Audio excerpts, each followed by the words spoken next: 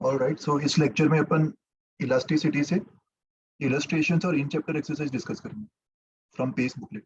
तो इलस्ट्रेशन 1 देखो, a 4 meter long steel cable has a cross section 0.5 centimeter square और उस पे 500 kg का लोड अटैच्ड है। Find the stress and it's type developed in the cable. Stress के अपन ने कितने टाइप्स पढ़े थे? Tensile and compressive, right? तो यहाँ पे 4 मीटर लेंथ दिया हुआ है स्टील केबल का और इसका एरिया दिया हुआ है, cross sectional area 0.5 centimetre square, मतलब 0.5 इंटू 10⁻⁻⁴ मीटर स्क्वायर लिख सकते हो। और इसको ऊपर से फिक्स किया होगा तभी अपन इसके नीचे एक लोड अटैच कर पा रहे हैं, राइट? 500 kg का। देखो यहाँ पे स्टील वायर के मास के बारे में कुछ कमेंट नहीं किया हुआ, तो अपन क्या अज्यूम कर सकते हैं? 500 kg के कंपैरिजन में उसका जो मास है वो कैसा होगा? Sir negligible, right? और अगर स्टील वायर का मास नेग्लिजिबल है कंपेयर टू 500 kg, तो मैं बोल सकता हूँ इसके हर एक पॉइंट पे टेंशन सेम होगा। हर एक पॉइंट पे जो टेंशन है वो सिर्फ 500 kg के वेट को बैलेंस करेगा, मतलब 500 इंटू 10 5000 न्यूटन टेंशन होगा। इन केस अगर स्टील वायर का भी मास दिया होता तो क्या टेंशन कांस्टेंट होता है या वेरिएबल होता? वेरिएबल। उस केस में हर एक पॉइंट पे टेंशन भी वेरी करता और स्ट्रेस भी वेरी करता। वैसे टाइप के एग्जांपल्स भी मैं तुम्हें बाद में प्रैक्टिस के लिए दे दूंगा। पहले ये वाला सवाल देखो, tension is the internal force जो स्टील वायर में डेवलप हो रहा है और स्ट्रेस का फॉर्मूला अपन ने देखा था internal force upon cross sectional area. तो बस ये सिंपल फॉर्मूला से हमें आंसर मिल जाएगा 5000 अपॉन एरिया इज 5 इंटू 10⁻⁻5 कर सकता है इसको मैं, 5 इंटू 10⁻⁻5, तो 5 कैंसिल हो जाएगा और ऊपर 1 2 3 जीरोस और ये 5 जीरोस ऐड हो जाएंगे, तो 10⁸ आंसर आ रहा है न्यूटन पर मीटर स्क्वायर, राइट? साथ साथ में एक बार आंसर्स वेरीफाई भी करते जाते ताकि कैलकुलेशंस में कोई एरर ना हो। अच्छा, वो लोग ने जी की वैल्यू 9.8 ली है, तो अपना ऑलमोस्ट सही आ रहा है आंसर, है ना? फिर नेक्स्ट सवाल देखो, इलस्ट्रेशन 2। देखो ये अच्छा सवाल है। अब bar of cross section A is subjected to a tensile force F. इस बार पे ये एफ फोर्स लग रहा है जो कि टेंसाइल नेचर का है। Consider a plane section of the bar whose normal makes an angle of theta with the axis of the bar। तो देखो अपन यहाँ पे एक रैंडम प्लेन सरफेस सिलेक्ट किया हुआ है ना? ऐसे तो अपन इनफाइनाइट प्लेन सरफेस सिलेक्ट कर सकते हैं ना किसी भी रैंडम इंक्लिनेशन पे। तो अपन एक थीटा एंगल के इंक्लिनेशन पे प्लेन सरफेस सिलेक्ट कर ली। थीटा एंगल किसके बीच में? नॉर्मल और हॉरिजॉन्टल। नॉर्मल और एक्सिस ऑफ द बार के बीच में जो एंगल है वो थीटा है। ये समझ में आया सबको? ये वाला जो लाइन है that is normal to the cross sectional area and this is axis of the bar. तो हमसे क्या पूछा जा रहा है फर्स्ट केस में? Find the tensile stress on the plane. तो अगर इस प्लेन को तुम ऑब्जर्व करते हो, इस प्लेन को अगर मैं कट कर दूं, किसी भी स्ट्रेस के कैलकुलेशन में कौन से फोर्सेस को अपन देखेंगे, एक्सटर्नल या इंटरनल? इंटरनल। और अभी ये जो मैंने ग्रीन कलर में यहाँ पे हैच किया उस प्लेन की बात हो रही, तो उसको कट करके हाइपोथेटिकली कट करो और इसके राइट वाले पार्ट का एफबीडी बना दो। ये वो प्लेन है जिसे अपन ऑब्जर्व कर रहे हैं और राइट वाले पार्ट जो होगा रॉड का, उस पे एक्सटर्नली राइट की तरफ ये एफ फोर्स लग रहा है। तो मुझे बताओ इसके लेफ्ट वाले पार्ट में इस पे कितना फोर्स लगाया होगा और कौन से डायरेक्शन? सर लेफ्ट में टेंशन होता है। लेफ्ट की तरफ सेम एफ फोर्स लग रहा होगा जिसको अपन टेंशन मार्क कर सकते हैं। एंड पूरा का पूरा रॉड इक्विलिब्रियम पे, तो ये वाला पार्ट भी इक्विलिब्रियम पे ही होगा। तो इसके फोर्सेस को जब मैं बैलेंस करूंगा तो टेंशन फोर्स जो है वो एफ के इक्वल आ जाएगा, राइट? बट अभी ये देखो, ये जो टेंशन फोर्स है वो ना ही सरफेस के पैरेलल है और ना ही सरफेस के परपेंडिकुलर, राइट? इसका ये वाला जो एंगल है ये थीटा दिया हुआ है, तो इस टेंशन फोर्स को अपन डिसॉल्व कर सकते हैं। The component which is normal to the surface, ये कंपोनेंट क्या होगा? T cos theta. और जो कंपोनेंट सरफेस के पैरेलल होगा उसको अपन टी साइन थीटा बोल सकते हैं, राइट? अपन ने दो टाइप के स्ट्रेस पढ़े थे, लॉन्जिट्यूडनल और शियर। दोनों में अपन एक मेजर डिफरेंस भी देखा था। लॉन्जिट्यूडनल स्ट्रेस में अपन कौन से इंटरनल फोर्स लेते हैं, जो सरफेस के नॉर्मल हो या पैरेलल हो? नॉर्मल। Sir normal. तो टेंसाइल स्ट्रेस मतलब पार्ट ए में वो लोग लॉन्जिट्यूडनल टेंसाइल स्ट्रेस की बात करें। लॉन्जिट्यूडनल में टेंसाइल और कॉम्प्रेसिव दो कैटेगरीज आती है, राइट?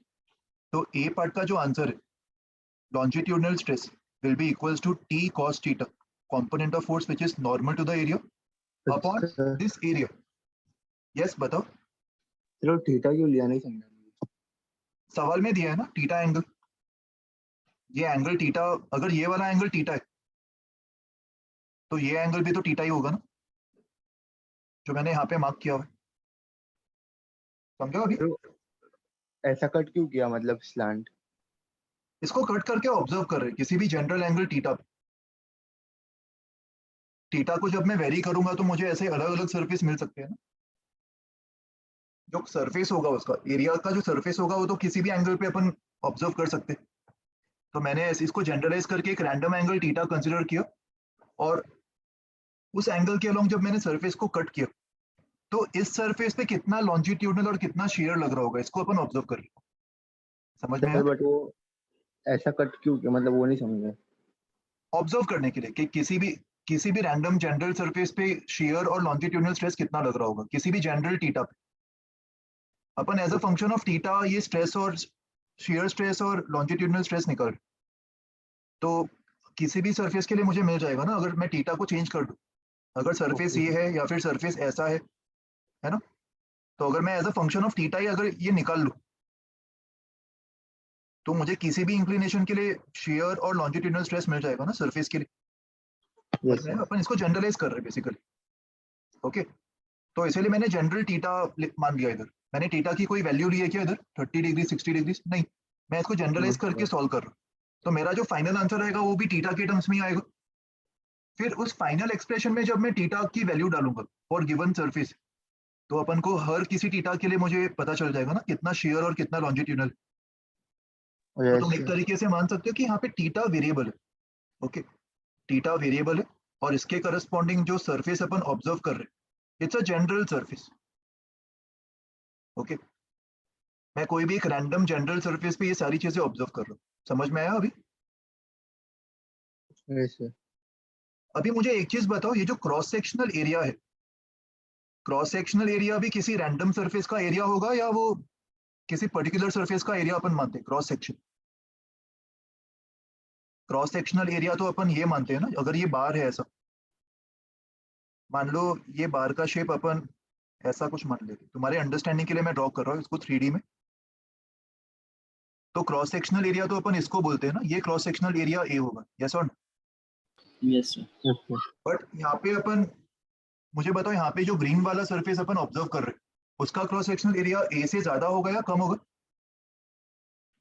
ग्रीन इससे वाले कम होगा। सरफेस के अलोंग अगर मैं एक क्रॉस सेक्शन 3D में तुम्हें बताऊं, वो कुछ ऐसे दिखाई देगा, है ना? ग्रीन वाला क्रॉस सेक्शन देखो ये होगा, मैं यहाँ पे हैच करके तुम्हें दिखा रहा हूँ। सब ऑब्जर्व कर पा रहे हो इसको? एक सेकंड, इसको मैं किसी और जगह पे बना देता हूँ।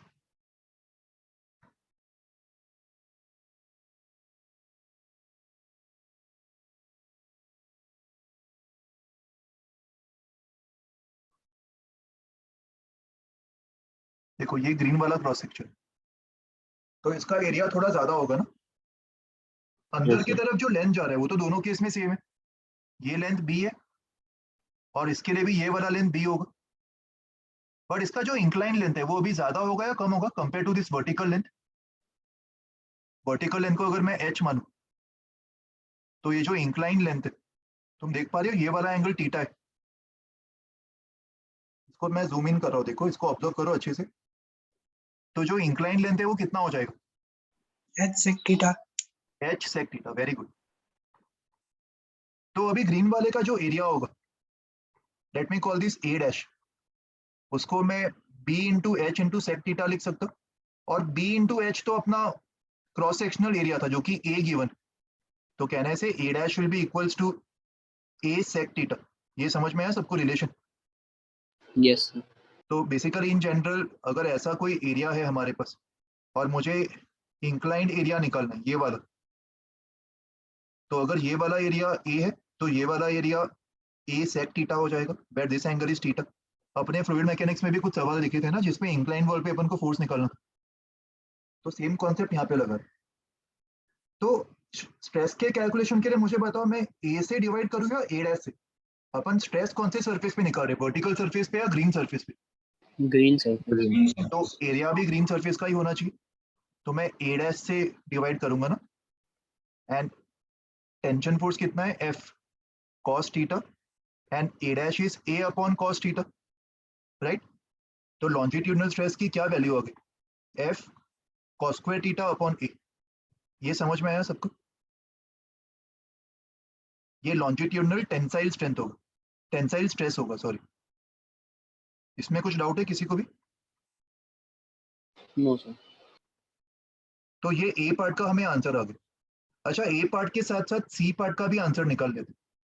सी पार्ट में देखो क्या पूछा है, for what value of theta is the tensile stress maximum. मुझे बताओ ये मैक्सिमम कब होगा, जब थीटा की वैल्यू क्या हो? सर 0। कॉस थीटा मैक्सिमम तभी होगा जब थीटा 0 और उसकी मैक्सिमम वैल्यू 1 हो जाएगी। दैट मीन्स ये जो टेंसाइल लॉन्जिट्यूडनल स्ट्रेस हमें मिला है, इसकी maximum value F by A होगी, right? So this is A and C part, ये सी पार्ट का आंसर होगा। वैसे ही बी पार्ट को सॉल्व करने के लिए क्या करेंगे, शेयर स्ट्रेस निकालना। तो शेयर स्ट्रेस के लिए कौन सा कंपोनेंट लेंगे? Sir parallel to surface. Parallel to the surface. तो shear stress will be equals to, can I say this is F sine theta, ये कंपोनेंट पैरेलल होगा ना इंटरनल फोर्स का, अपॉन एरिया तो ए अपॉन कॉस थीटा ही, तो shear stress आ जाएगा F by A sine theta into cos theta. इसको 2 से डिवाइड करो, 2 से मल्टीप्लाई करो, तो 2 sine theta into cos theta क्या हो जाएगा, sine two theta. Sine 2 theta, very good. तो शेयर स्ट्रेस की वैल्यू आ जाएगी F sine 2 theta upon 2a। तो ये बी पार्ट का आंसर आ गया यहाँ पे अपन को। और डी पार्ट में वो लोग पूछ रहे मैक्सिमम शेयर स्ट्रेस क्या होगा। शेयर स्ट्रेस की मैक्सिमम वैल्यू कब होगी, जब साइन 2 थीटा मैक्सिमम हो, मतलब 2 थीटा 90, मतलब थीटा 45 डिग्री, राइट? तो थीटा 45 पे मैक्सिमम शेयर स्ट्रेस कितना आ जाएगा, एफ बाई 2a। समझ में आया सबको ये एग्जांपल? यस। Yes sir. तो देखो ये एग्जांपल जो अपन ने किया है, it's very useful in construction and analysing the failures मतलब तुमने काफी बार न्यूज में सुना होगा ना, कोई स्ट्रक्चर फेल हो जाता है, बिल्डिंग गिर गई, कोलैप्स हो गई, है ना, एक्सेसिव लोड के कारण। तो जब भी कोई चीज फेल होता है, उसके फेल होने का रीजन क्या होता है, जो उस पर एक्सटर्नल लोड लग रहा है वो मटेरियल के लोड कैरिंग कैपेसिटी से जब एक्सीड कर जाएगा तभी वो फेल हो जाएगा ना। किसी भी मटेरियल का लॉन्जिट्यूडनल और शियर, इन दोनों के लिए अपनी एक मैक्सिमम कैपेसिटी होती है। जैसे फॉर एग्जांपल मान लो एक स्टील का मटेरियल ले लेते, स्टील या फिर कंक्रीट, जो भी तुम्हें मानना है, जो कंस्ट्रक्शन में यूज होता है। ये एक मटेरियल है मेरे पास, इसका शेयर में कुछ मैक्सिमम वैल्यू डिफाइंड है, कोई भी रैंडम नंबर ले लेते। मैं ऐसी रैंडम नंबर ले रहा हूँ तुम्हारे अंडरस्टैंडिंग के लिए। मान लो शेयर में इसकी मैक्सिमम कैपेसिटी है 10 न्यूटन पर मीटर स्क्वायर, इसको शेयर कैपेसिटी बोल रहे हैं, right? And tensile capacity, tensile मतलब कौन सा, लॉन्जिट्यूडनल। टेंसाइल कैपेसिटी मान लो 30 न्यूटन पर मीटर स्क्वायर, राइट? इस पे अगर मान लो मैं लोडिंग कर रहा हूँ, इस पे कुछ एफ फोर्स अप्लाई कर रहा हूँ दोनों साइड से, तो इसके अंदर अपन कितने सरफेसेस इमेजिन कर सकते हैं, कितने क्रॉस सेक्शंस इमेजिन कर सकते हैं? इनफाइनाइट ना, किसी भी एंगल थीटा पे एक सरफेस बना सकते हैं अपन। क्या जरूरी थोड़ी कि ऐसा ही सरफेस हो, कोई भी सरफेस हो सकता है, राइट? 3D में अगर तुम देखोगे तो ऐसा दिखाई देगा। सो अमॉन्ग्स्ट ऑल दिस सरफेसेस, ये तो स्टैंडर्ड सरफेस हो गया, ये इंक्लाइन वाला हो गया। अमॉन्ग्स्ट ऑल दिस सरफेसेस मुझे बताओ कौन सा सरफेस होगा जो हमेशा मैक्सिमम टेंसाइल स्ट्रेस झेलेगा? मैक्सिमम टेंसाइल स्ट्रेस कौन से सरफेस के लिए आया था? सर परपेंडिकुलर वाला। मैक्सिमम तो ये वाले के लिए आया था ना, maximum tensile stress for theta equals to 0। मतलब ये वाला जो सरफेस है, जो अपना स्टैंडर्ड वाला सरफेस है ना, amongst all these infinite surfaces कहने से ये वाले सरफेस पे हमेशा मैक्सिमम टेंसाइल स्ट्रेस होगा, सबसे ज्यादा टेंसाइल स्ट्रेस यही झेलेगा। टेंसाइल मतलब मैं किसकी बात कर रहा हूँ, लॉन्जिट्यूड, राइट। तो मुझे बताओ मटेरियल अगर मैं लोडिंग बढ़ाते जाऊँ, तो टेंसाइल स्ट्रेस भी बढ़ते जाएगा और एक पॉइंट के बाद टेंसाइल स्ट्रेस अपने कैपेसिटी को ओवरकम कर जाएगा। और जब भी वो अपने कैपेसिटी को ओवरकम करेगा, कौन से सरफेस पे सबसे पहले वो ओवरकम करेगा, ग्रीन वाले सरफेस पे ही करेगा ना, क्योंकि हमेशा उस पे मैक्सिमम टेंसाइल स्ट्रेस। तो ओवरकम करते समय भी ये ग्रीन वाले सरफेस पे मैक्सिमम होगा। तो अगर मान लो मटेरियल लॉन्जिट्यूडनल में फेल हो रहा है, failure of material in longitudinal, तो रॉड कैसे ब्रेक होता हुआ दिखाई देगा, ग्रीन वाले सरफेस के अलोंग ही ब्रेक हो जाएगा ना, वो ऐसे इस तरीके से वो ब्रेक हो जाएगा। थोड़ा जिगजैग पैटर्न भी हो सकता है।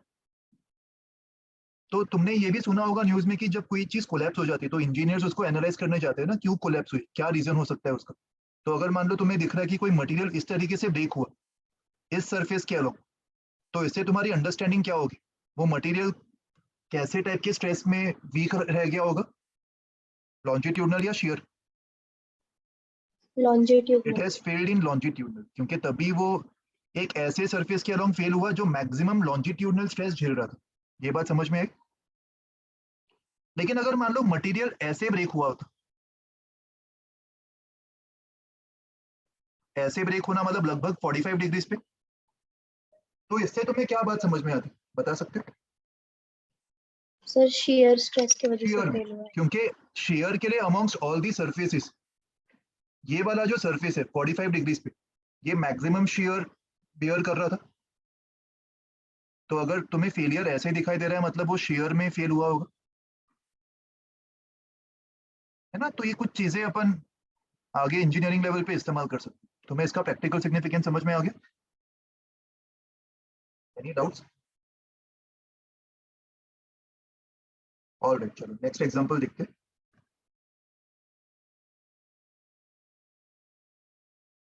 Illustration 3. A wire has density of 9 ग्राम पर सीसी। वायर का डेंसिटी दिया हुआ है और ब्रेकिंग स्ट्रेस दिया हुआ। ब्रेकिंग स्ट्रेस का मतलब क्या होता है बताओ। अपने ऑल्दो ये अलग से पढ़ा नहीं है बट लॉजिकली तुम्हें समझ में आ रहा है क्या होगा इसका मतलब। सब maximum stress. Maximum possible stress जो बेयर कर सकता है, राइट। अगर मान लो उसके अंदर स्ट्रेस इस मैक्सिमम वैल्यू से एक्सीड कर जाए तो क्या होगा, ब्रेक हो नाम में ही जाएगा। उसका मतलब दिया हुआ है, वो ब्रेक हो जाएगा, है ना। तो मैक्सिमम स्ट्रेस वो इतना ही झेल पाएगा बिना ब्रेक हुए। और वायर का डेंसिटी दिया हुआ है 9 ग्राम्स पर सीसी। तो जो भी डेटा दिया हुआ है उसको लिख लेते। और हमसे पूछा है what is the length of the wire such that it breaks under its own weight when suspended vertically. तो ऐसे वायर को अगर मैं वर्टिकली सस्पेंड करूं, क्या इस वायर का मैं मास नेग्लिजिबल मान सकता हूँ? नहीं, यहाँ पे तो वो अपने वेट से ही ब्रेक होने की टेंडेंसी रखेगा ना, अपने वेट से उस पर स्ट्रेस आ रहा होगा। तो मुझे बताओ जब किसी वायर को तुम ऐसे हैंग करते हो तो amongst all this points A center पे या कहीं पे भी random point B and C, amongst this points कौन से पॉइंट पे सबसे ज्यादा टेंशन फोर्स डेवलप होगा, क्या लगता सब बी। है, ए बी या सी? ए। इमेजिन करो कि अगर मान लो मैं तुम्हें 20 माले बिल्डिंग से ऐसे किसी रॉड रॉड के ऊपर लटका दूं हाथ पकड़ के, ओके। इमेजिन करो, फील करो इस चीज को। तो मुझे बताओ तुम्हें सबसे ज्यादा तकलीफ अपने पैरों पे होगी या अपने हाथ पे होगी, अपनी उंगलियों पे जिसको पकड़ के तुम लटक रहे उंगली पे। हो। अपने उंगलियों पे होगी ना, मतलब तुम्हारा जो पूरा का पूरा लोड है वो टॉप मोस्ट पॉइंट बेयर कर रहा होगा। तो यहाँ पे भी ऐसा ही कुछ हो रहा होगा। यहाँ पे अगर मान लो मुझे किसी भी पॉइंट पे टेंशन चाहिए, मान लो मुझे बी पे टेंशन चाहिए, तो मैं इसको बी से कट कर दूंगा और खाली बी से लेके सी तक के पार्ट के रॉड को देखूंगा। ऊपर वाला पार्ट इस पे टेंशन टी लगा रहा होगा। ये लेंथ को अगर मैं y मान लूं और इस मास को m1, तो तुम्हें दिख रहा है टेंशन जो है वो m1g वेट को बैलेंस कर रहा होगा। और जैसे जैसे मैं ऊपर की तरफ जाऊंगा तुम्हें दिख रहा है वो ज्यादा वेट को बैलेंस कर रहा होगा। तो उस लॉजिक से तुम सब देख पा रहे हो ए पे टेंशन मैक्सिमम होगा। और वो मैक्सिमम टेंशन क्या होगा, अगर मैं ए पे कट करके नीचे वाले पार्ट का एफबीडी बना तो पूरे रॉड के वेट को बैलेंस कर रहा होगा ना, ए पे जो टेंशन होगा वो। ये बोल सकते हैं अपन। और अगर ए पे टेंशन मैक्सिमम है तो स्ट्रेस भी सबसे ज्यादा कहाँ पे होगा, ए पे ही होगा। और ब्रेकिंग स्ट्रेस की वैल्यू सबसे पहले कौन ओवरकम करेगा, कौन सा पॉइंट, पॉइंट ए। ये बात समझ में आई। Yes, sir. तो फिर अगर मुझे पता लगाना है कि मैक्सिमम वैल्यू ऑफ लेंथ कितना रख सकते हैं, तो जब लेंथ की मैक्सिमम वैल्यू होगी उस समय मैं यहाँ पे स्ट्रेस और टेंशन भी मैक्सिमम मान लूंगा।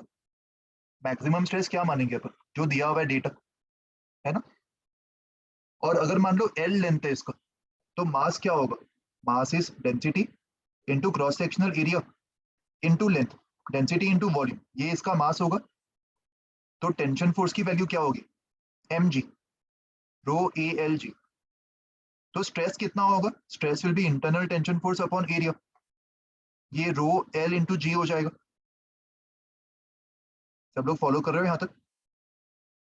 और मुझे मैक्सिमम sir. पॉसिबल लेंथ निकालना, तो मैक्सिमम पॉसिबल लेंथ के लिए मैं स्ट्रेस की भी मैक्सिमम पॉसिबल वैल्यू ले लूंगा, विच इज 6 इंटू 10⁻⁹। डेंसिटी भी हमें दिया हुआ है 9 ग्राम्स पर सीसी। तो अगर मुझे एसआई में कन्वर्ट करना है तो क्या करूंगा मैं, 9 इंटू 1000 कर दूंगा ना, 9000 kgs पर मीटर क्यूब। लेंथ मुझे फाइंड करना है और जी की वैल्यू 10 होगी। समझ आया सबको ये? तो यहाँ से एल की वैल्यू क्या आ जाएगी, 6 इंटू 10⁻⁹ अपॉन 9 इंटू 10⁻⁴। तो 10⁻⁵, एक जीरो बोरो कर लो और इसको 10⁻⁴ कर लो, 3 इंटू 3, 3 इंटू 20, तो 20/3 इंटू 10⁻⁴ मीटर्स। देखो कितना ज्यादा लेंथ आ रहा है, 10 किलोमीटर के 1 किलोमीटर से भी ज्यादा आ रहा है। 3.20/3 मतलब 6.67 ना, तो ऑलमोस्ट 66 किलोमीटर, राइट। समझ में आया सबको ये सवाल? इलस्ट्रेशन 4 देखो, copper wire of length 5 meters is suspended from the ceiling. When a mass is hung from its lower end, its length increases by 2 centimeters. अच्छा, तो ये तो बहुत ही आसान सवाल है ना, फॉर्मूला बेस्ड। बताओ स्ट्रेन का फॉर्मूला क्या होता था, delta L upon L. Units का ध्यान रखना, यहाँ पे डेल्टा एल 2 इंटू 10⁻⁻² हो जाएगा और एल 5 मीटर्स। तो इससे आंसर आ जाएगा तुम्हें। ओके, फिर नेक्स्ट सवाल, a steel wire of length 10 meters and diameter 5 mm is stretched by 10 kg weight. ये स्टील वायर है, इसका लेंथ दिया हुआ है और डायामीटर दिया हुआ है। तो एरिया क्या होगा, पाई इंटू 5/2 का स्क्वायर, बट ये mm स्क्वायर में होगा, तो इसको मीटर स्क्वायर में कन्वर्ट करने के लिए क्या करेंगे, 10⁻⁻6 मीटर स्क्वायर। ये इसका एरिया होगा, इसका लेंथ दिया हुआ है 10 मीटर्स और यंग्स मॉड्यूलस की वैल्यू दी हुई 2.4 इंटू 10⁻12। अच्छा देखो यहाँ पे यंग्स मॉड्यूलस भी किस में दिया हुआ है, कैसे सिस्टम में दिया हुआ है Young's modulus, 9 per centimeter square. Dyne per centimetre square. तो अपन सब कुछ सीजीएस में भी फॉलो कर सकते हैं ना, वो बेटर होगा instead of converting to SI. तो यहाँ पे अगर मुझे सेंटीमीटर स्क्वायर में कन्वर्ट करना होता, मैं किससे मल्टीप्लाई करता, 10⁻⁻² से ही मल्टीप्लाई करता ना। और लेंथ को भी 10 इंटू 100, 10⁻³ सेंटीमीटर मान लो।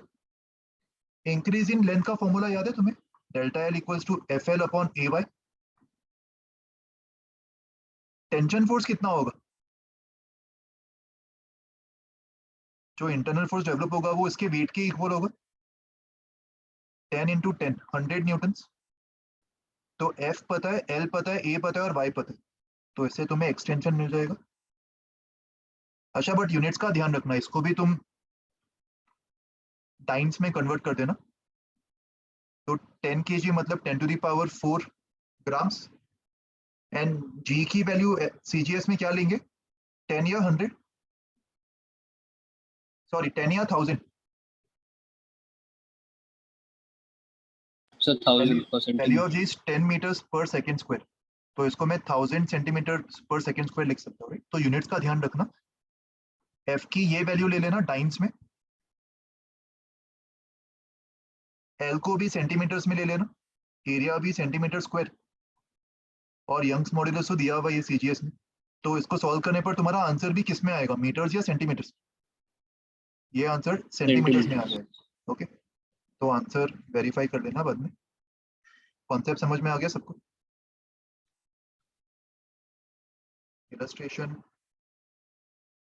5,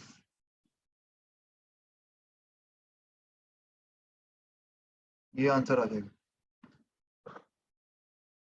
Illustration 6, solid cylindrical steel column is 4 meters and 9 centimeters in diameter. Length 4 meter दिया हुआ है और diameter दिया हुआ है. What will be decrease in length when carrying a load of 8 into 10 to the power 4 into G कर दो, मतलब इतना न्यूटन उसके अंदर इंटरनल फोर्स डेवलप हो जाएगा ना, ये भी एरिया निकाल लोगे, into 10 to the power -4 metre square. तो सेम फॉर्मूला लगा देना, delta L equals to F L upon A Y, इससे आ जाएगा। तो मैं ये डिक्रीमेंट ऑफ लेंथ मिल जाएगा। लेंथ डिक्रीज क्यों हो रहा है? क्योंकि फोर्स का नेचर कॉम्प्रेसिव हो। इलस्ट्रेशन 7 देखो, ये सवाल बल्स मॉड्यूलस के ऊपर बेस्ड है। Find the density of water near the ocean bed where the pressure is about 700 atm। Density of water, normal density इसका दिया हुआ है, ये सरफेस के पास का होगा, राइट? और पानी का बल्स मॉड्यूलस दिया हुआ है। मुझे बताओ सरफेस पे प्रेशर क्या होगा? Atmospheric pressure which is 1 atm। और वॉल्यूम स्ट्रेस क्या होगा? रिवर बेड, सॉरी, जो ओशन है उसके बेड पे वॉल्यूम स्ट्रेस क्या होगा? वॉल्यूम स्ट्रेस को अपन एक्सेस प्रेशर डिफाइन करते थे ना, चेंज इन प्रेशर। तो इसको मैं 699 atm बोल सकता हूँ volume stress. Yes sir. And हमने ये फॉर्मूला भी देखा था, density was inversely proportional to volume. देखो बेसिक से डिराइव करो, इनकेस अगर तुम कोई फॉर्मूला भूल भी जाते हो, अप्लाई द बेसिक्स। तो new density upon original density,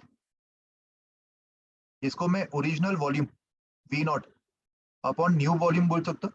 and new volume मतलब V naught plus delta V. Yes और no? And Yes. Delta we निकालने के लिए अपन ने क्या तरीका डिस्कस किया था? बल्स मॉड्यूलस का formula. What was the formula for volume strain? Delta V upon V. And bulk's modulus होता था volume stress upon volume strain, minus sign के साथ। Very good. तो देखो अपन एकदम बेसिक से डिराइव कर रहे हैं। अगर फॉर्मूला तुम मेमोराइज नहीं भी कर पा रहे हो देन ऑल्सो इट्स ओके। तो यहाँ से मुझे डेल्टा वी की value minus delta P times V upon B के इक्वल मिल जाएगी। और ये डेल्टा वी को यहाँ पे डाल दो। अच्छा, वी मतलब वी नॉट ही होगा, तो rho dash upon rho will be equals to V naught upon V naught. Delta V मतलब minus V naught delta P upon B. तो इक्वेशन से सारे वी नॉट कैंसिल होते हुए दिखाई दे रहे सबको। Yes. And new density will be equals to original density. V naught cancel होने के बाद ये 1 हो जाएगा upon 1 minus delta P upon B, है ना? तो बस अभी वैल्यूज डाल दो, तो वैल्यूज डाल के आंसर आ जाएगा। तुम्हें ओरिजिनल डेंसिटी पता है, तुम्हें एक्सेस प्रेशर पता है 699 atm, तो उसको एसआई में कन्वर्ट कर देना। 1 atm जनरली अपन 10 टू द पावर 5 पास्कल्स लेते, तो ये डेल्टा पी यहाँ पे डाल दो और बल्स मॉड्यूलस भी दिया हुआ, तो तुम्हें न्यू डेंसिटी मिल जाएगा। ओके,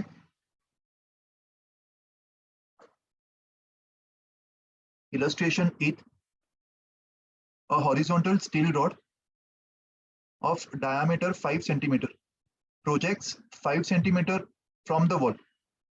मतलब एक दीवार के अंदर इसको फिक्स किया हुआ है और दीवार के बाहर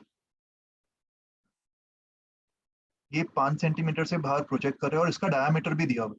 मतलब इसका जो एरिया होगा वो पाई डी स्क्वायर बाई 4 होगा, ये अपन निकाल लेंगे। 1000 kg object is suspended from one and of the rod.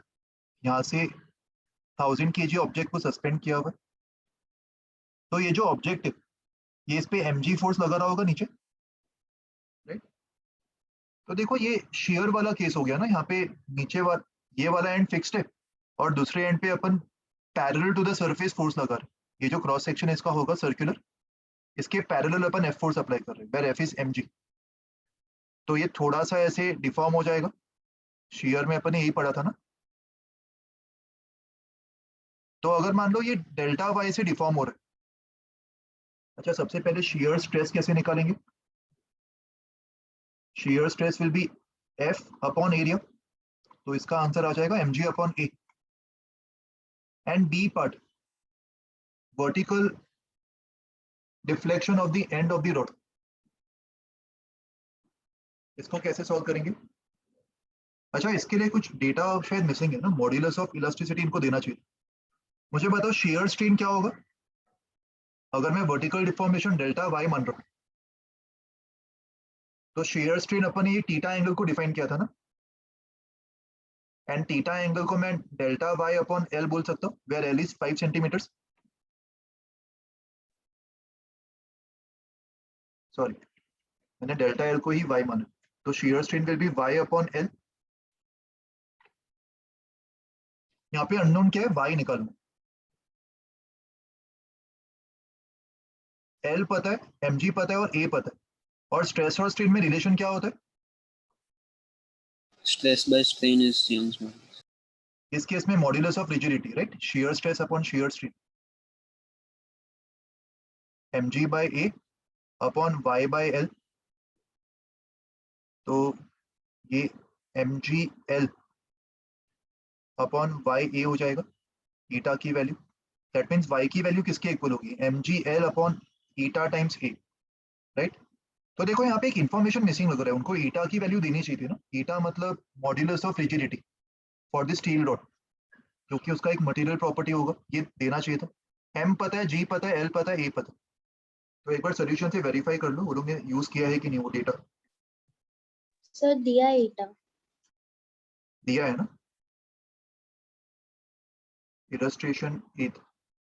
अच्छा ये शायद कॉपी नहीं हुआ था इधर, ये दिया हुआ है करेक्ट, तो ये डेटा यूज कर लेना, तो उससे आ जाएगा ना आंसर। समझ में आ गया सबको भी? इलस्ट्रेशन 9 देखो अभी। A box shaped piece of gelatin desert has a top area of 15 centimeter square and height of 3 centimeter. When a shearing force of 0.5 Newton is applied on the upper surface displaces by 4 mm relative to the bottom surface. तो देखो ये सवाल भी standard है ना, कर लोगे इसको भी? ये हाइट दिया हुआ है, ऊपर का एरिया दिया हुआ है, फोर्स दिया हुआ है, और नीचे वाले फेस को फिक्स करके रखा। तो इसका जो डिस्प्लेसमेंट है डेल्टा एक्स, ये भी दिया हुआ है। तो शेयर स्ट्रेस क्या होगा? Shear stress is force upon area.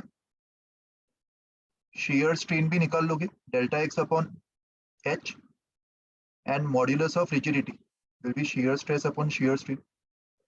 ये सारे फॉर्मूले से यूज टू हो रहे हो इस एग्जांपल की मदद से, सारे फॉर्मूला बेस्ड एग्जांपल से, बट तुम्हें समझ में आना चाहिए कि कब कौन सा फॉर्मूला अप्लाई करना, right. Illustration 10, a catapult has two parallel rubber strings each of length 15 centimeters and area 20 mm square। अच्छा इसका मतलब समझते हो ना, पत्थर को बांध के उसको स्ट्रेच करके अपन जब रिलीज करते हैं तो पत्थर हाई स्पीड से आगे चला जाता है, ये सबने बचपन में यूज किया होगा। When stretched by 6 centimeter, it throws a stone of mass 100 grams to a height of 30 meters। इसका मतलब स्टोन ने जो स्पीड एक्वायर किया होगा वो अपन निकाल सकते। हमें फाइंड क्या करना है? Young's modulus of elasticity of rubber. क्या क्या इंफॉर्मेशन दिया हुआ है? रबर का लेंथ दिया हुआ है, क्रॉस सेक्शनल एरिया दिया हुआ है,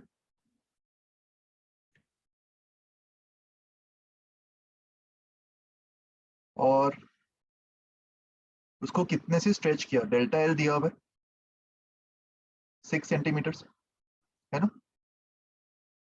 तो मुझे बताओ सबसे पहले सारे पैरामीटर्स नोट डाउन करो, सवाल में जो दिया हुआ है। मास 100 ग्राम्स दिया हुआ है, और वो जो हाइट एक्वायर कर रहा है ये 30 मीटर्स दिया हुआ है।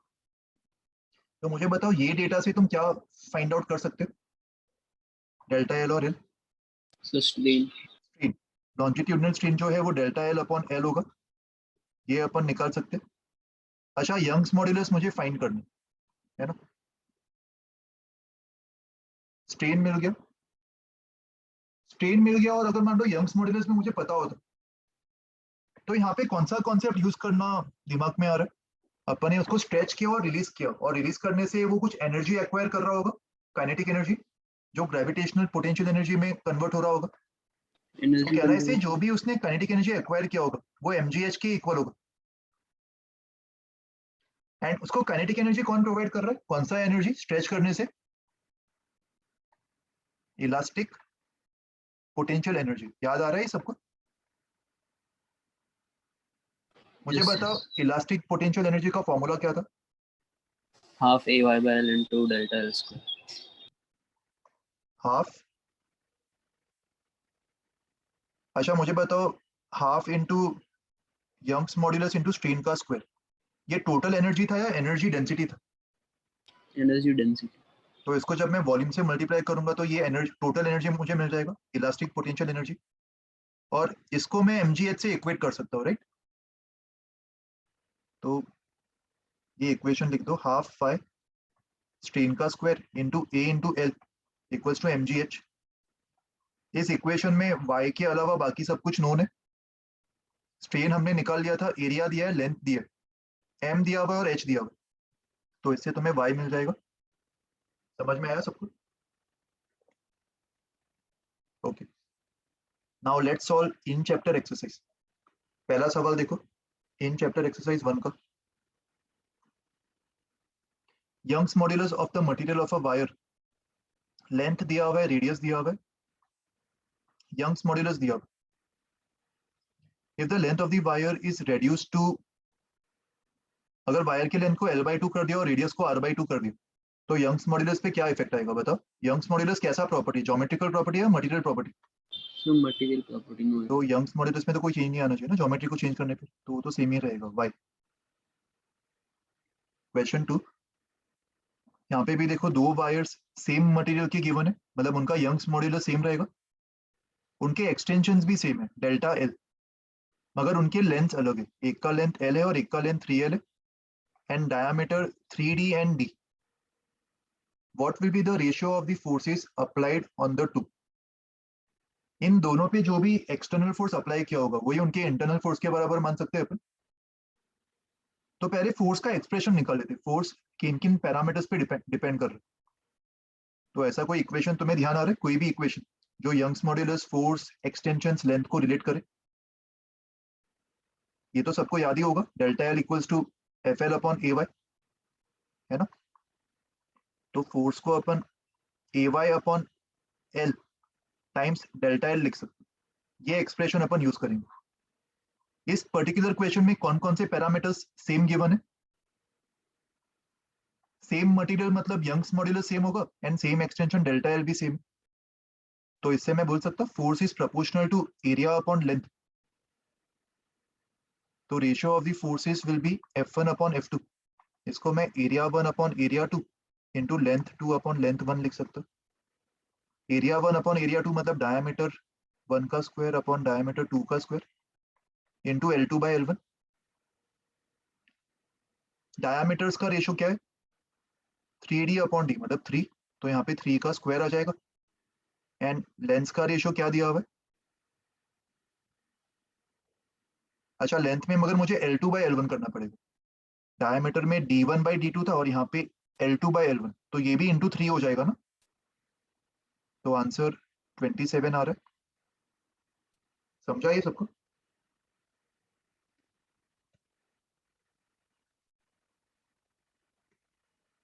Question 3. When a metal wire is stretched by a load, the fractional change in its volume is, कैसे करेंगे? वॉल्यूम किसके इक्वल होगा किसी भी वायर के लिए?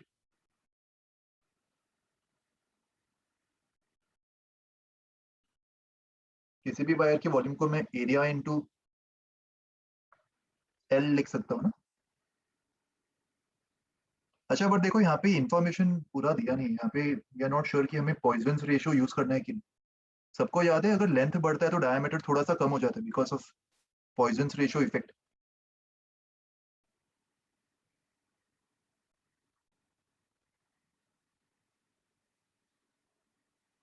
अगर पॉइजन रेशियो का इफेक्ट नहीं लेना होता तो answer simply delta L upon L ही आ जाता ना, अगर एरिया में चेंज अपन नेग्लिजिबल मानते तो। एक बार आंसर की से कंफर्म कर लो वो लोग क्या एक्सपेक्ट कर रहे हैं। थर्ड का आंसर क्या दिया हुआ है, ए दिया है ना, मतलब एरिया में कोई चेंज एक्सपेक्ट नहीं कर रहे वो लोग। मैंने तुम्हें याद है बताया था पॉइजन रेशियो अगर कहीं दिया नहीं है तो वो इफेक्ट अपन नेग्लेक्ट कर सकते हैं। सवाल में अगर वो लोग पॉइजन रेशियो के बारे में कुछ बता रहे तभी तुम्हें एरिया में चेंज लेना होगा। और वो फॉर्मूला क्या था पॉइजन रेशियो वाला, delta D upon delta L upon L with a minus sign, this is Poisson ratio. तो यहाँ पे ये इफेक्ट तुम नेग्लेक्ट कर सकते हो क्योंकि सवाल में कुछ दिया नहीं है ना उसके बारे में। Question number 4, steel ring of radius r in cross sectional area A is fitted to a wooden disc of radius capital R। देखो अगर मैं ये एक रिंग मान रहा हूं, रिंग का जो रेडियस है इसका रेडियस r दिया हुआ है और इसका क्रॉस सेक्शनल एरिया A। तो सबसे पहले देखो इसको सवाल को समझ लो, पहले ये डेटा किसके बारे में दे रहे। मुझे बताओ क्या ये cross sectional area A pi r square के इक्वल होगा? क्या वो लोग रिंग के अंदर वाले एरिया की बात कर रहे हैं इधर A के लिए? No, A is the cross sectional area. Cross sectional area मतलब क्या होगा बताओ? यहाँ पे ये जो भी रिंग होगा वो तो किसी मटेरियल से बना होगा ना, इस तरीके से। तो इस मटेरियल का जो क्रॉस सेक्शनल एरिया होगा ये, इसको वो लोग ए स्पेसिफाई कर। समझ में आया difference? A is not pi R square, ये एक बहुत ही कॉमन मिस्टेक करते हैं सब लोग। इस स्टील रिंग को अपन एक वुडन डिस्क पे फिट करना चाहते हैं और वुडन डिस्क का जो रेडियस है वो कैसा है, इस रिंग से बड़ा या छोटा? थोड़ा सा बड़ा है। This is steel ring and this is wooden disc, and wooden disc का जो रेडियस है वो थोड़ा बड़ा होगा, कैपिटल आर। तो अगर मुझे इस रिंग को इस वुडन डिस्क पे फिट करना है उसके लिए तो मुझे रिंग को थोड़ा स्ट्रेच करना पड़ेगा ना, ताकि उसका रेडियस भी कैपिटल आर जैसा हो जाए। और जब हम इसको स्ट्रेच करेंगे तो उसका सरकमफ्रेंस भी बढ़ जाएगा, उसका लेंथ भी बढ़ जाएगा। तो स्ट्रेच करने की वजह से क्या होगा, स्ट्रेन डेवलप होगा, और स्ट्रेन डेवलप होने की वजह से क्या होगा, स्ट्रेस डेवलप होगा। और अगर स्ट्रेस पता चल गया तो उसके अंदर कितना इंटरनल फोर्स आया होगा ये भी अपन निकालेंगे। तो इसी इंटरनल फोर्स की वो लोग बात कर रहे हैं, what is the force with which the ring is expanded. समझ में आया इस सवाल को सॉल्व करने का फ्लो? स्ट्रेन किसके इक्वल होगा बताओ अभी? ओरिज change in length, change in length मतलब 2 pi R minus small R, new circumference minus old circumference, ये चेंज इन लेंथ होगा अपॉन ओरिजिनल लेंथ। इसको अपन स्ट्रेन बोल सकते हैं। और स्ट्रेन से स्ट्रेस कैसे निकालेंगे?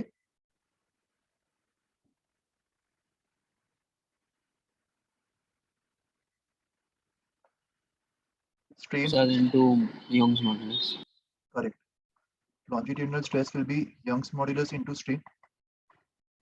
और स्ट्रेस से अगर इंटरनल फोर्स निकालना है तो स्ट्रेस इनटू एरिया, ये इंटरनल फोर्स हो जाएगा Y A R minus R upon R. तो ऑप्शन सी मैच हो रहा है।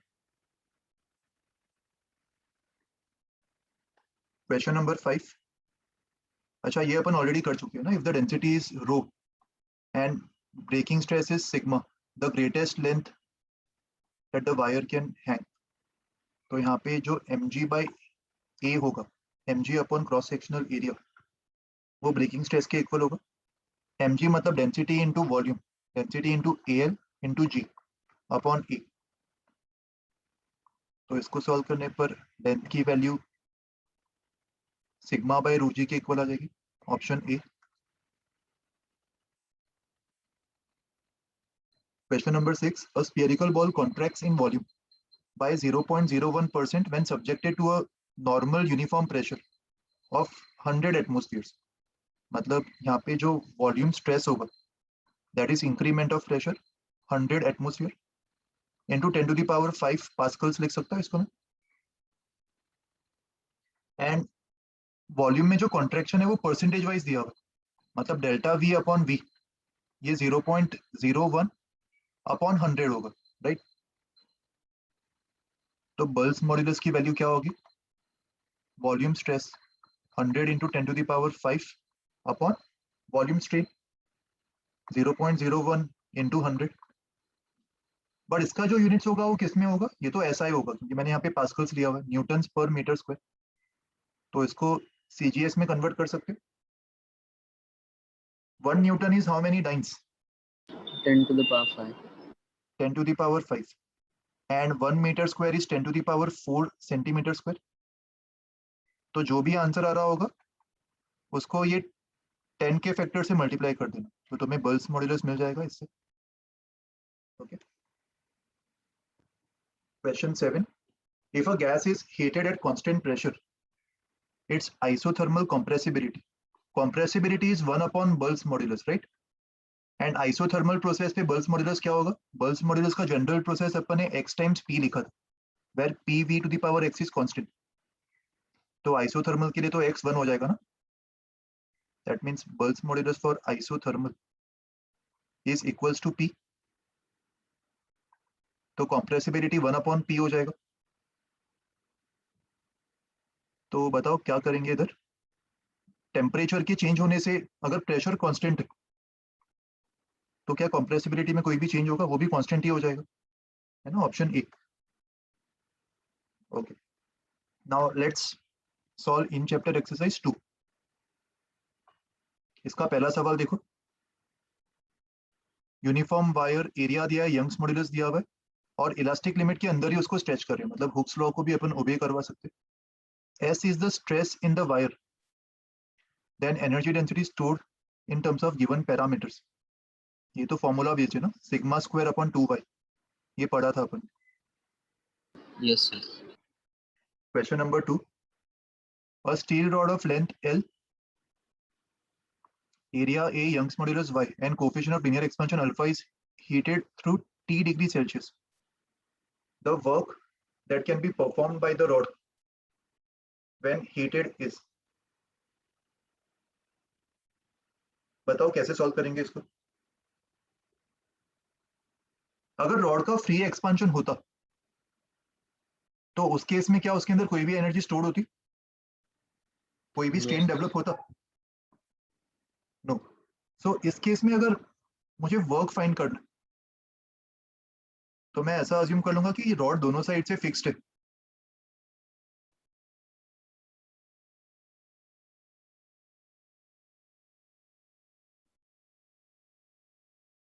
और हीट करने पर जो भी इसके अंदर पोटेंशियल एनर्जी स्टोर होगा वही वर्क डन अपन मान सकते हैं। यहाँ पे मुझे बताओ स्ट्रेन कितना डेवलप होगा, अपन ने हीट एंड थर्मो में पढ़ा था ना, ये थर्मल एक्सपेंशन में स्ट्रेन को अपन delta L upon original length, इस केस में ओरिजिनल लेंथ हायर टेम्परेचर वाला लेंथ होगा L naught 1 plus alpha delta T, but alpha delta T अपन जनरली नेग्लिजिबल मानते, तो इसको L naught alpha delta T upon L naught बोल सकते हैं अपन। Strain will be equal to alpha delta T. तो एनर्जी डेंसिटी क्या होगा, half into Young's modulus into strain का स्क्वायर अल्फा डेल्टा टी का होल स्क्वायर, और इसको जब मैं वॉल्यूम से मल्टीप्लाई करूंगा ए इंटू एल, ये पोटेंशियल एनर्जी स्टोर्ड होगा। कौन सा ऑप्शन मैच हो रहा है as per this formula, option B match हो रहा है ना। सबको समझा ये लॉजिक, इनडायरेक्टली वो लोग पोटेंशियल एनर्जी पूछ रहे हैं रॉड के अंदर।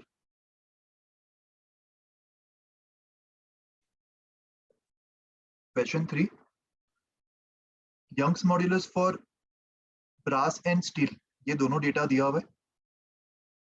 Brass wire and steel wire are of same length and extended by 1 mm under the same force. Length same है, force भी same है.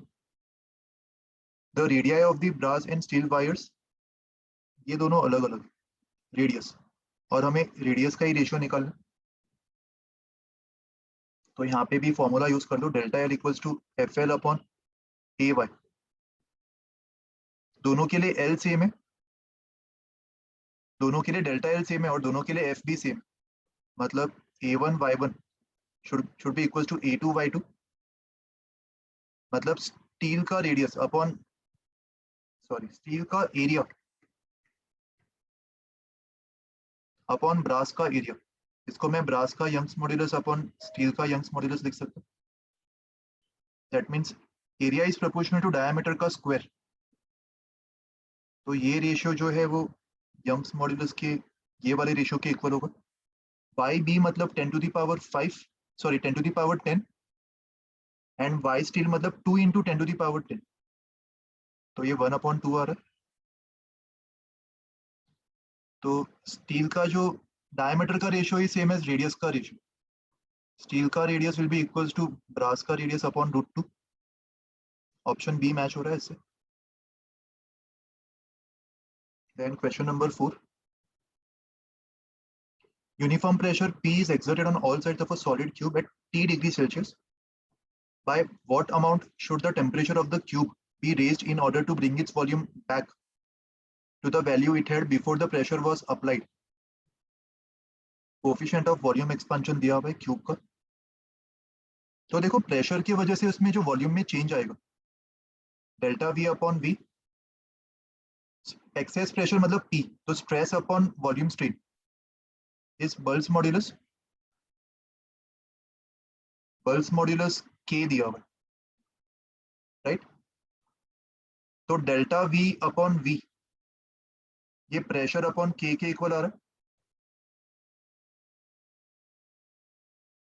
That means change in volume is Vp by K. ये change in volume किसके वजह से आ रहा है? Temperature change की वजह से या मैकेनिकल लोड की वजह से? इसको मैं मैकेनिकल लोड वाला इफेक्ट मान सकता. तुम्हें याद है अपन ने थर्मल एक्सपेंशन में पढ़ा था, delta L net is delta L because of thermal plus delta L because of mechanical.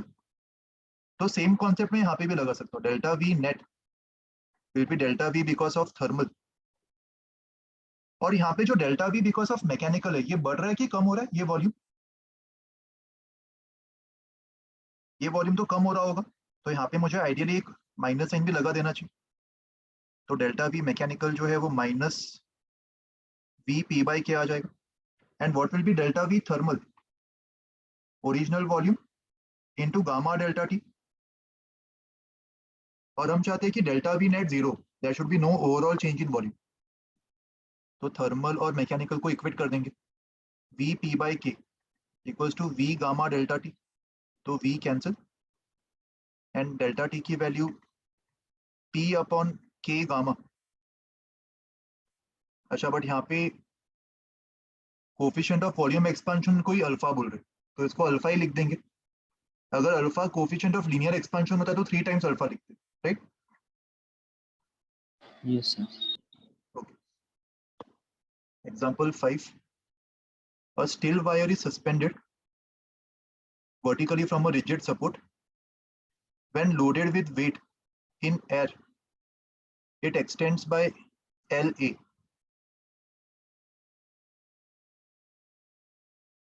ये मान लो स्टील वायर है, और इसको अगर मान लो W वेट से अपन लोड कर रहे हैं, तो इसके अंदर इंटरनल फोर्स भी W होगा, स्ट्रेस W अपॉन एरिया हो जाएगा. एक्सटेंशन जो होगा फर्स्ट केस में, एयर में जो एक्सटेंशन है LA, डेल्टा एल को अपन FL अपॉन AY बोल सकते हैं ना डायरेक्टली, ये फॉर्मूला हमें पता है. तो इस केस में जो F होगा वो उसका एयर में जो वेट है वो होगा. L को L रहने दो और A को A रहने दो, एंड यंग्स मॉड्यूलस को Y. इसको जब पानी में इमर्स कर रहे हैं, तो पानी में जो उसका एक्सटेंशन है उसको मैं पानी के अंदर का इफेक्टिव वेट लिख सकता हूँ. और पानी के अंदर का जो इफेक्टिव वेट है वो एक्चुअल वेट माइनस बुएंसी होगा, राइट? बाकी पैरामीटर yes, सेम। yes. तो LW और LA का जो रेशियो है, हमें relative density of the material of the weight निकालना। तो यहाँ से LW अपॉन LA, ये W minus B upon W के इक्वल आ जाएगा। W को मैं density of object into volume into G लिख सकता हूँ, एंड बुएंसी फोर्स को density of water into volume into G upon density of object into VG। तो सब जगह से VG कैंसिल हो गया।